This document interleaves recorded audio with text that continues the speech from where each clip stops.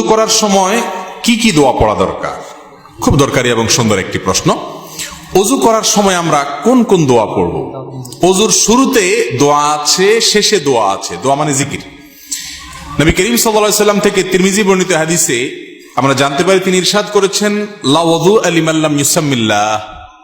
যে ব্যক্তি বিসমিল্লাহ বলল না, তার ওযু পূর্ণাঙ্গ হবে না। ওযু হবে কিন্তু ওযু কি হবে না? পূর্ণাঙ্গ হবে না। ওযুতে অপূর্ণতা থাকবে। এজন্য ওযুর শুরুতে বলতে হবে বিসমিল্লাহ। কি বলতে হবে? বিসমিল্লাহ বলে এরপরে ওযু শুরু করতে হবে। আমাদের অনেকেই আছি, আমরা ওই যে মোবাইলের ব্যস্ততা, নানা ব্যস্ততার কারণে আমরা এসে ট্যাপটা ছেড়ে দিয়ে হুট করে হাত ঢুকে দিয়ে আমরা ওযু শুরু করে দিই। বিসমিল্লাহ বলার আর খোঁজ খবর। অনেক ইমামদের মতে বিসমিল্লাহ না বললে ওযুই হবে না। যদিও এটা মুফতাবিহি বা ফতোয়া নাই কথার উপরে, এই কথা চাইতে ওযু হয়ে যাবে এটাই সঠিক, কিন্তু ওযু যদি বিসমিল্লাহ বলা ছাড়া করেন, মানটা একটু কম হবে, তরকারি লবণের কমের মতো, এটার কোয়ালিটি একটু কম হবে, কোন রকম হলো আর কি। তো কোন রকম হলে তো হবে না। নবী করিম সাল্লাল্লাহু আলাইহি সাল্লাম বলেছেন, ওযুর ক্ষেত্রে সব সময় আসবিগুল ওযু, তোমরা ওযুকে পূর্ণাঙ্গ রূপে করো। আই আকমিলুল ওযু। ওযু কখনো যেন তেন করতে হয় না, ভালোভাবে করতে হয়। এই যে শীতের মৌসুম আসছে, এখন দেখবেন যে ওযুতে কত তাড়াহুড়া মানুষ করতে পারে। গরমের সময় দেখবেন ওযুখানা সিরিয়াল লাগে থাকে, শীতের সময় ওযুখানা সব সিটগুলো খালি, কারণ আসরের ওযু দিয়া এশা পার করার বুদ্ধি। অথচ এরকম চাপাচাপি করে ওযু ধরে রাখা ঠিক না, স্বাস্থ্যের জন্য ক্ষতিকর, আমলের জন্য ক্ষতিকর। এই জন্য ওয়াইলুল আকাবিরান নার হাদিসে আসছে, পায়ের গিরা, গোড়ালি, এই যে চিপা চাপা আঙ্গুলের শুকনা থাকে, এগুলো বিশেষ করে শীতের সময়, অন্য সময় তো বটেই, শীতের সময় বিশেষভাবে এগুলোকে যত্ন সহকারে ধুইতে হয়। যাই হোক, তো ওযুর শুরুতে বিসমিল্লাহ বলতে হবে। কি বলতে হবে? বিসমিল্লাহ। এটা হলো প্রথম ওযুর শুরুর জিকির।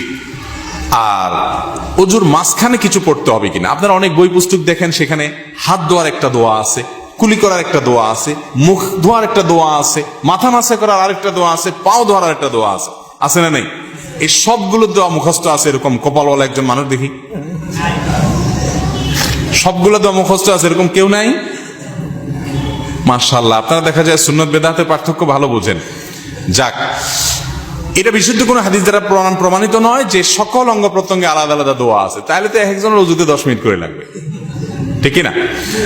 ওযুর শুরুতে শুধু বিসমিল্লাহ পড়বেন, এটি হাদিস দ্বারা প্রমাণিত, যেটি বললাম তিরমিজির হাদিস।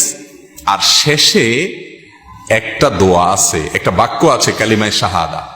সহিহ মুসলিমের হাদিসে আসছে, নবী করিম সাল্লাল্লাহু আলাইহি সাল্লাম বলেছেন, কেউ যদি ওযু সুন্দরভাবে করে, ভালো করে কুলি করে, ডলে ডলে ওযু করে, এরপরে শেষে যদি এই বাক্যটা পড়ে, তাহলে জান্নাতের 8টা দরজার সবগুলো একসাথে খুলে যায় এবং সে যে কোনোটা দিয়ে প্রবেশ করতে পারে।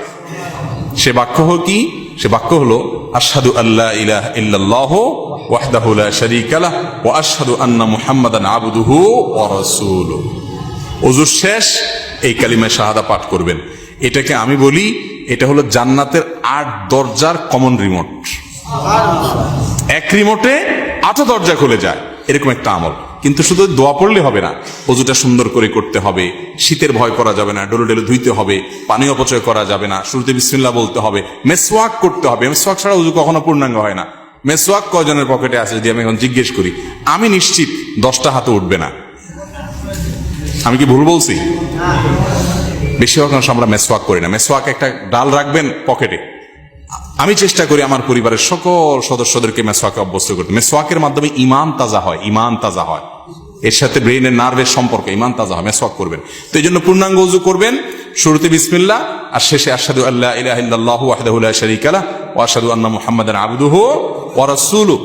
এই দুটি দোয়া শুরু এবং শেষে আছে।